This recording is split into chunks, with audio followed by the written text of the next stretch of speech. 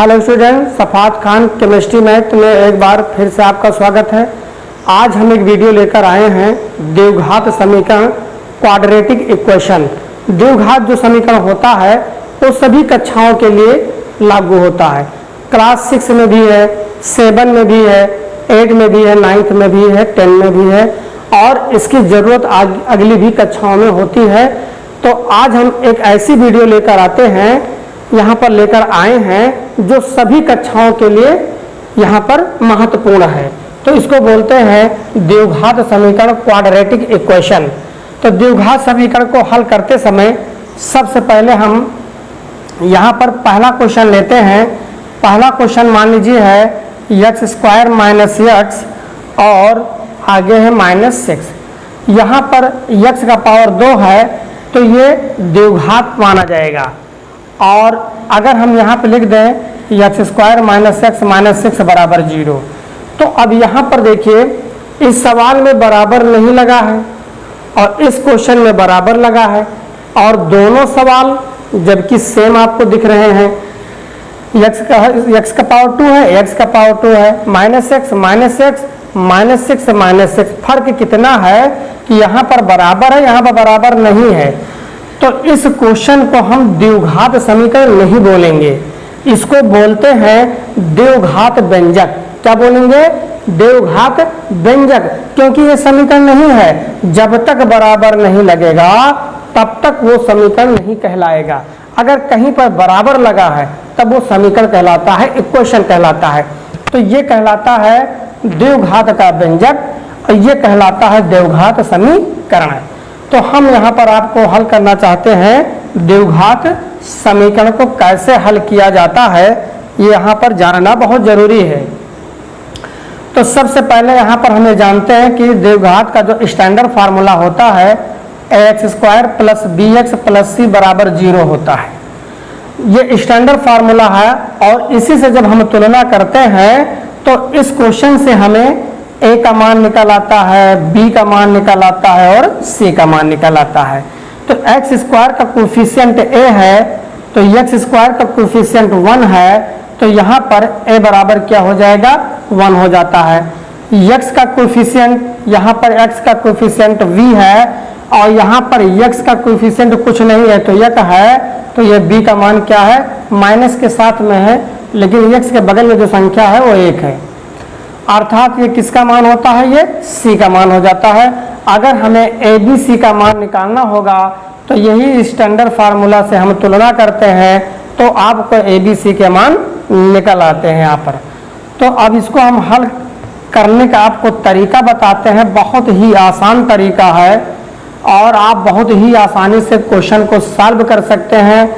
लेकिन सबसे पहले ये बात ध्यान देना है कि x² के बगल यहाँ पर देखिए कोई संख्या नहीं है, तो यहाँ पर 1 हमेशा माना जाता है, तो यहाँ पर 1 है और लास्ट में आपकी संख्या आपको दिखाई पड़े -6, लेकिन हम यहाँ पर 6 उतार लेते हैं।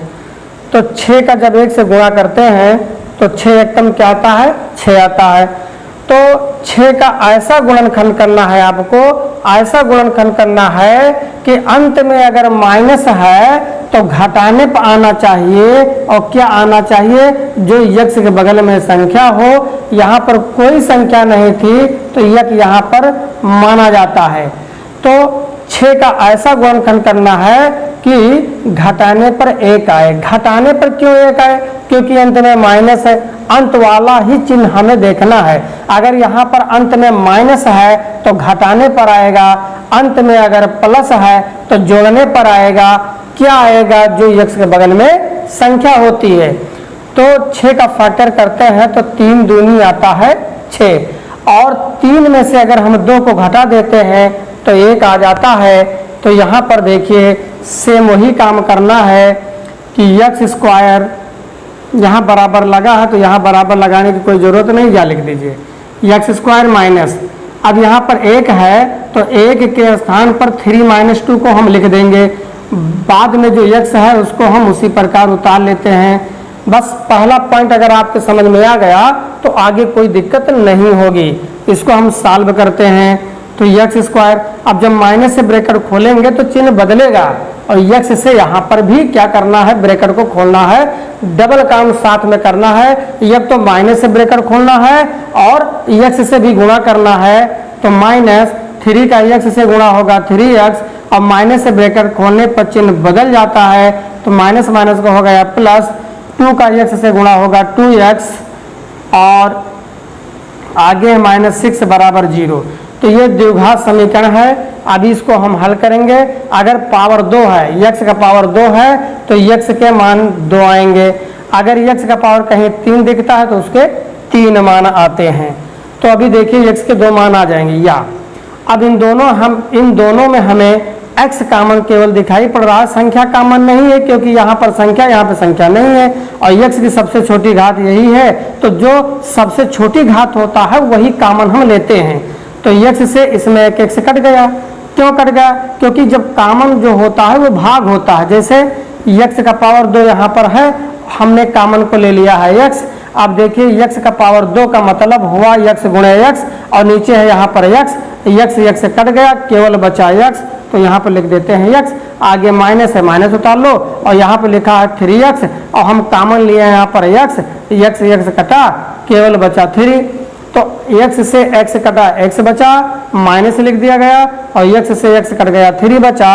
अब जान लीजिए जो ब्रैकेट यहाँ पर आया है वही ब्रैकेट का मान यहाँ पर आएगा, तब आपका द्विघात ये जो है गुणनखंड सही माना जाएगा, और आएगा तभी सही होगा। देखो आएगा, x -3 ही आना चाहिए, तो हमने लिख दिया। तो x को उतारा, 2 नहीं उतारा, यही तो कॉमन हुआ। तो 2 से 2 कट गया, x बचा, प्लस माइनस का माइनस होता है, 2 का टेबल पढ़िए 6 से ज़्यादा न जाए, 2 तिहाई 6, तो x -3 अगेन कॉमन हो चुका है। तो x -3 कॉमन ले लीजिए, तो ये और ये कट जाएगा भाई, ये x बचेगा, और ये कटेगा, केवल क्या बचेगा, 2 बचेगा, बराबर 0 आ गया।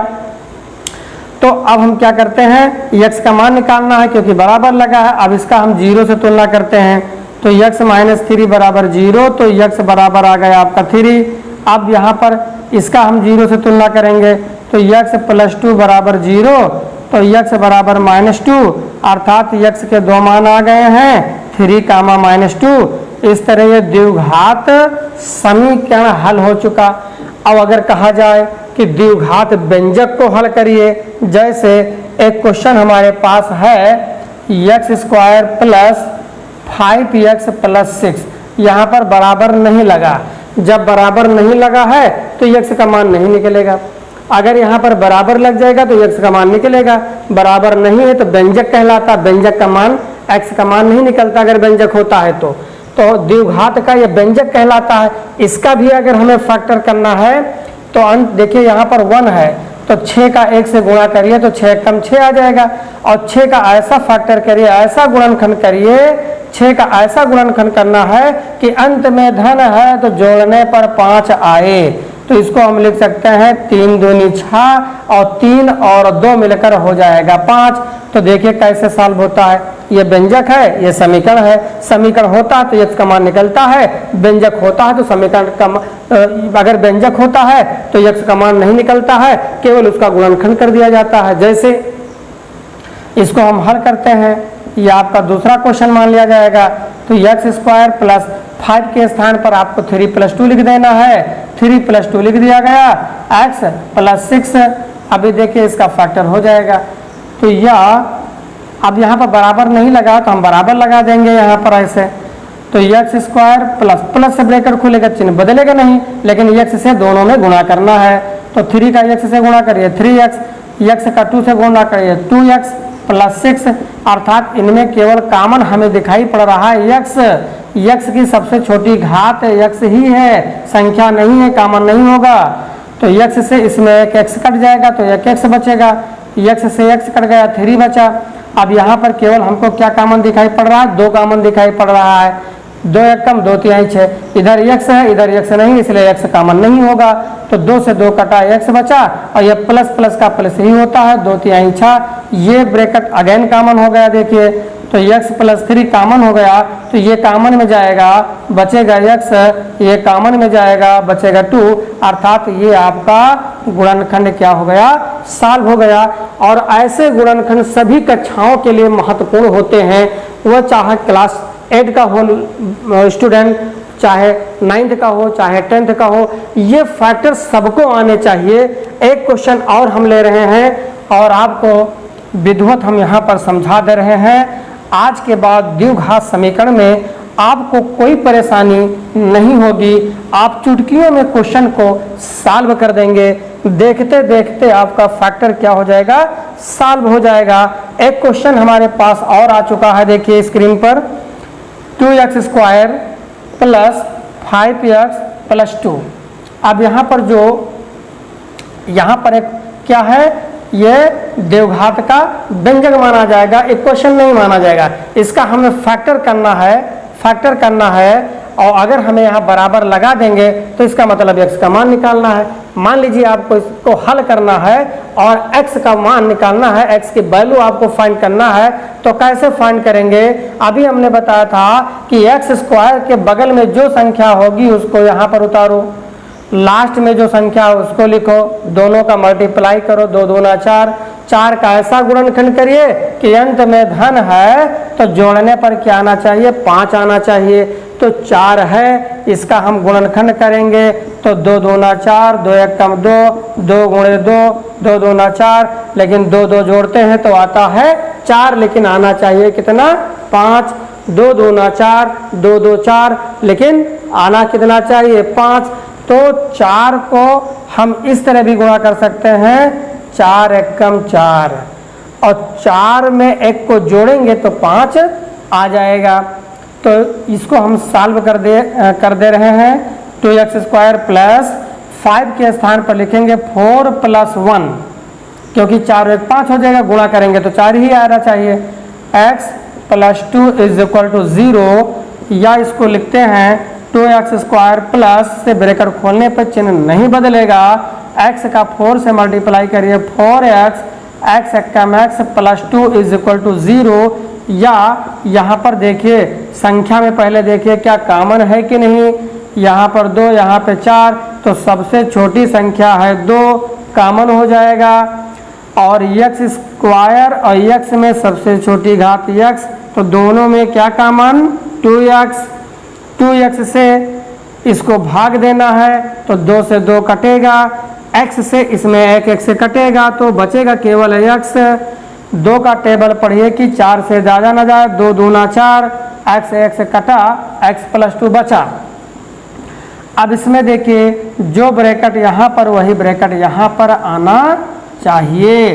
तो अब करेंगे क्या, इसमें कॉमन क्या है, इसमें तो कॉमन कुछ भी नहीं दिखाई पड़ रहा है, तो जब कॉमन कुछ भी न दिखाई पड़े तो 1 कॉमन लिया जाता है। x यहाँ पर है, यहाँ पे x वाला कोई मान नहीं है, यहाँ पे संख्या 2 है, यहाँ पे और कोई संख्या नहीं है, कुछ भी कॉमन नहीं, तो 1 ले लो, x एकम x ही तो आएगा, 2 एकम 2 ही तो आया, x प्लस 2, देखिए दोबारा कॉमन हो गया, ले लेते हैं। तो यहाँ पर कॉमन दोबारा आया है, x प्लस 2 को कॉमन लेते हैं, तो ये तो भैया कॉमन में गया, तो यहाँ पर बचा 2x, ये भी गया स्टूडेंट्स कॉमन में, तो 1 बचा। अब हमें वैल्यू निकालना, क्योंकि यहाँ बराबर लगा है, इसका हम कंपेयर करते हैं 0 से, तो यहाँ पे लिखते हैं यदि x प्लस 2 बराबर 0, तब या तो क्या x का मान क्या आएगा, -2 आएगा।